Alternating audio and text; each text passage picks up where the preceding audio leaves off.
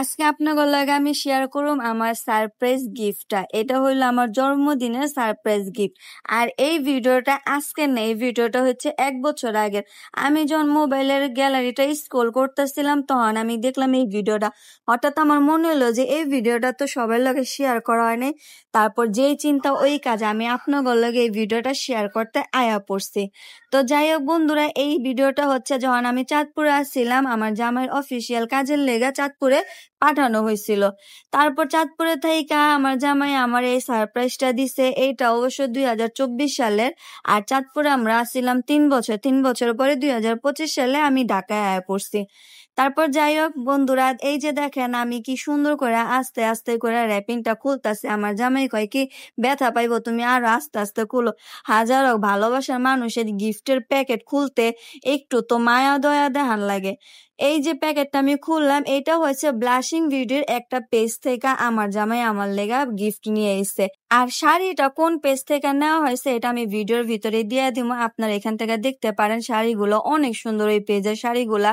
আমি তো বিশ্বাস করেন ভাবতেই পারিনি আমার জামাই আমার লেগে এত সুন্দর একটা গিফট আনবো। তারপরে এই যে এক এক করে সব খুলতাছিলাম, এগুলা ছিল ছোট ছোট টপ গুলা, এটার কি গিফট করা হয়েছে। আমি তো আনবক্সিং কইরা গিফটটা দেখে আমি খুশিতে আত্মহারা। তারপর আমার জামাই আমার হাতের মাপ জানে না, তো দোকানদারে যায় কয় কি চিকনের মধ্যে মোটা কনতালে কেমন লাগে, এটা একটা কথা? চিকনের মধ্যে এটা একটা কোনো সাইজ হইলো? যাই হোক, কথাটা আমার কাছে ভালো লাগছে।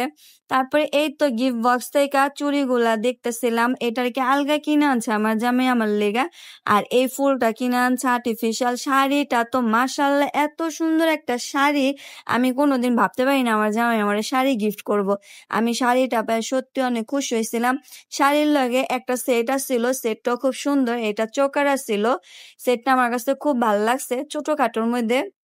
আমার জামাই জানে আমি বেশি বড় বড় সেট পিন্দি না, বেশি বড় বড় কানের দুল পিন্দি না। ওই ভালো করে জানে, এলে ওই ছোটখাটোর মধ্যে সেটটা আনছে। আমার কাছে সেটটা অনেক ভালো লাগছে। সেটের থেকে বেশি সুন্দর ছিল শাড়িটা। মাশাআল্লাহ, শাড়িটা এত সুন্দর ছিল, এই যে দেন আমি ওরা পিন্দা দেখাইতেছিলাম যে দেখো এমনি এমনি পিন্দে। তারপর শাড়িটারে খুললাম, কালোর মধ্যে আমার জামার হচ্ছে ফেভারিট কালার হচ্ছে কালো।